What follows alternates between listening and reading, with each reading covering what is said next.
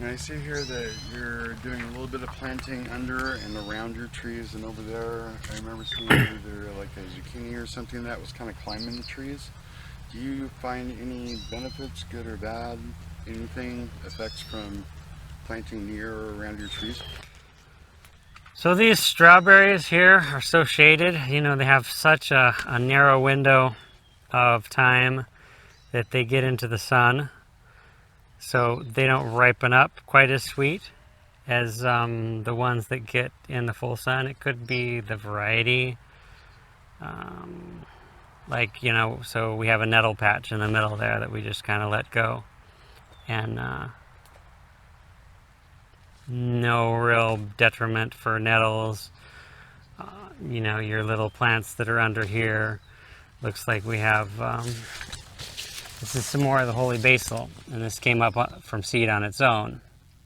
So you can see that it looks pretty healthy under here. This is chickweed. So this, they say it contains natural vitamin D. It's something that we have in the wintertime. You can dig up the snow and find chickweed growing under the snow, and put that in your smoothies or in your salad. It's a tender and it's pleasant flavored. This looks like alfalfa, so it's just a weed that's come up that doesn't bother us, so we leave it. And lettuce seems to do all right. I mean, that's a wild lettuce under there. And you can kind of compare it to the ones, everything in shade, it grows a lot slower. So, but also I found, like, we have lettuce behind you over there in the corner. It's not there right now, but you can see the remains of it. It seemed to be somewhat protected from the frost during our winter. You know, it wasn't a bad, super cold winter, but we always had lettuce under that tree, even though there was no leaves under that tree, you know, on that tree. Something about being next to the tree, it seems to provide it some benefit.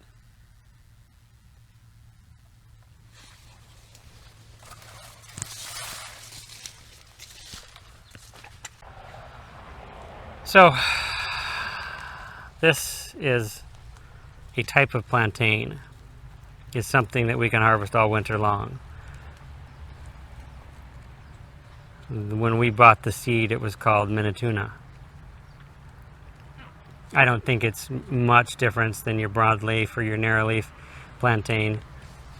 But these plantain, it's the same variety that they get psyllium from. It's just a different variety. They use the husk here to make psyllium. So psyllium, people take that for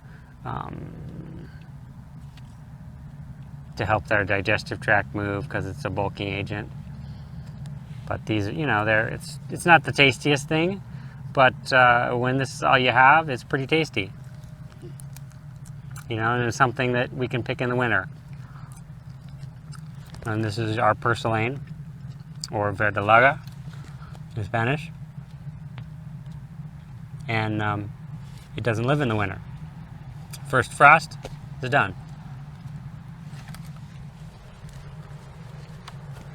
We let our parsley go to seed in this area, and we just had like tons of parsley all winter long. So, and then we found that this area, because it was somewhat protected by these trees, it didn't get frosted out quite as hard as some of our other parsley. So. Now earlier I saw your strawberries over there, and looks like they were done, but these ones, you got some nice big juicy red ones on here. Is this kind of microclimate, kind of a... Go ahead and pick some if you want. Yeah, and then, you know, a lot of the varieties that we have are June bearing, so they put all their harvest on at once. And your ever bearing, they just kind of trickle you a few strawberries here and there. And that's what these are? Yeah.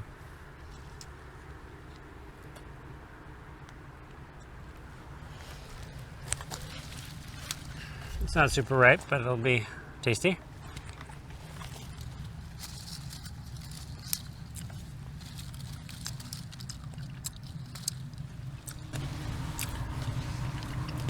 Love our strawberries. Yeah, yep. This is something that I did in wine barrels, and now me and the wife are looking at how much more we need to expand, because we're getting a small amount of strawberries. We're getting a good amount, but they're strawberries. You know, I love strawberries. I want more. Anything berry we did, we kind of looked at it now, and we're kind of in the same thought process of we need to double or triple what we're doing. You know, blueberries, we ended up with about 2 pounds of blueberries, which is great, but when you start eating them, 2 pounds of blueberries don't go very far. Yeah. So, yeah, right now, seeing how many you have running around everywhere, it's, oh man, I'm loving this. And where they're placed too. I mean, this is just right on the drip line of your trees. You got stuff here planted under your trees. Looks like maybe an olive. Well, that's just some compost that we'd thrown on there. And it had seed. The thing about like that's really not, it's not going to produce anything. It's just kind of wasting your time. So it just needs to be taken out. But yeah, I mean, plant your lettuces around here, plant your strawberries. There's no reason, strawberries and fruit trees play very well together, I think. And then it kind of depends on, well, how crazy are you going to let your fruit tree get? So, but strawberries are kind of like ground cover. Another thing about strawberries that most people don't take into account is those leaves are very nutritious, and they're there in the winter. So you can grab some of those. People make tea from strawberry leaves, but you can throw it in smoothies. You can put it in for a base in a salad dressing. Well, that's all I have for this video. Bang around that bell icon if you want to be notified when new videos come out. Call us on the hotline if you have comments or questions and want to be featured in an upcoming video. Don't forget to comment, rate, subscribe. Check us out on the website, and we'll see you guys on the next one.